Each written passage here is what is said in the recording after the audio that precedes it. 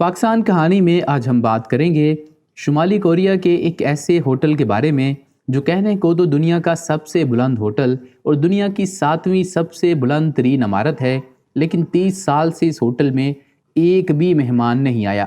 شمالی کوریا جو کہ دنیا کے سب سے عجیب ملکوں میں شمار ہوتا ہے، اس کے اندر ایک سے ایک عجیب چیزیں موجود ہیں۔ شمالی کوریا کے دارالحکومت پیونگ یانگ میں اہرام مصر نما ایک فلک بوس عمارت نظر آتی ہے۔ 300 میٹر اونچی اس عمارت کا نام ہوٹل ریو گیونگ ہے۔ کہنے کو تو یہ 105 منزلہ ہوٹل ہے، لیکن اس ہوٹل میں آج تک ایک بھی شخص قیام نہیں کر پایا۔ یہ عالیشان ہوٹل آج تک افتتاح کا انتظار کر رہا ہے۔ اسے بڑی منصوبہ بندی کے ساتھ بنایا گیا تھا۔ اسے دنیا کا سب سے اونچا ہوٹل بنائے جانے کا منصوبہ بھی تھا، لیکن آج اس کی پہچان بالکل مختلف ہے۔ اسے دنیا کی سب سے ویران عمارت کے طور پر جانا جاتا ہے۔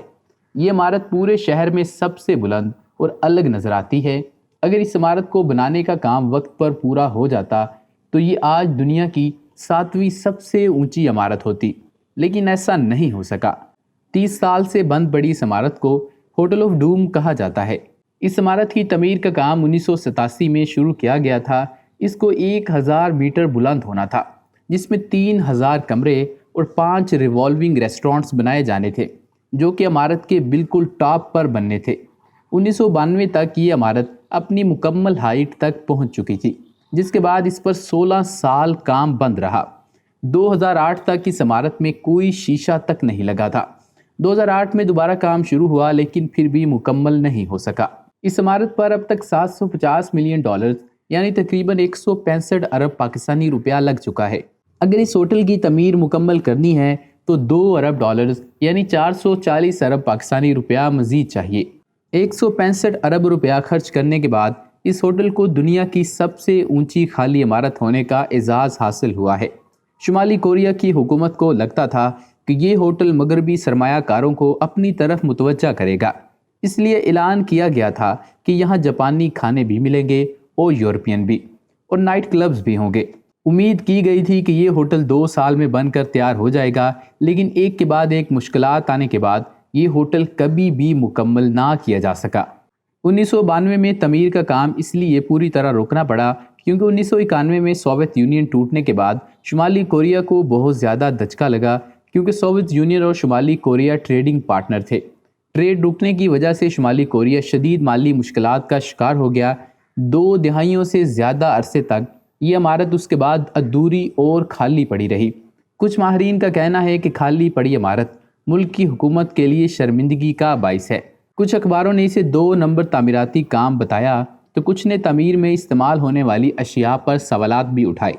European union chamber of commerce کے نمائندوں نے اس عمارت کی تحقیقات کی اور کہا یہ دنیا کی سب سے واہیات عمارت ہے۔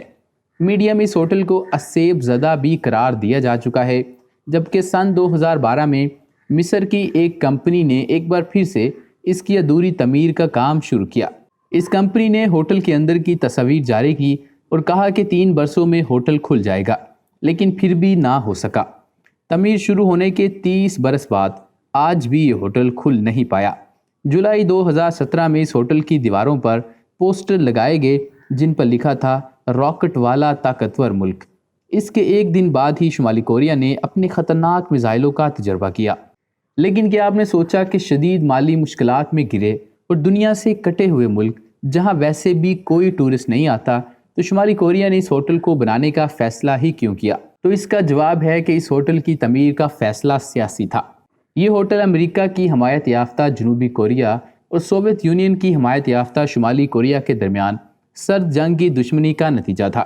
اس ہوٹل کی تعمیر شروع ہونے سے 1 سال پہلے جنوبی کوریا کی ایک فرم نے سنگاپور میں اس وقت دنیا کا سب سے اونچا ہوٹل ویسٹرن اسٹامفورڈ بنایا تھا۔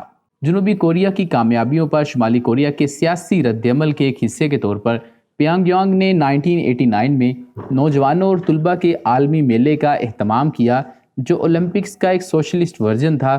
اسی طرح شمالی کوریا نے اس ہوٹل کو بنانے کا بھی فیصلہ کیا۔ جتنا عجیب یہ ملک ہے، اس کی بس ایک ہی وجہ ہے، اور وہ ہے یہاں کے حکمران۔ اس ملک کے حکمرانوں نے اسے دنیا کے سامنے مذاق بنا دیا ہے۔ پاکستان کہانی سے فی الحال اتنا ہی۔ آپ ہمیں کمنٹ سیکشن میں اپنا فیڈ بیک دے سکتے ہیں۔ اس کے علاوہ اس ویڈیو کو لائک اور شیئر کر دیں اور اگر آپ نے ابھی تک اس چینل کو سبسکرائب نہیں کیا تو اس چینل کو سبسکرائب کر دیں اور بیل آئکن کو کلک کر دیں۔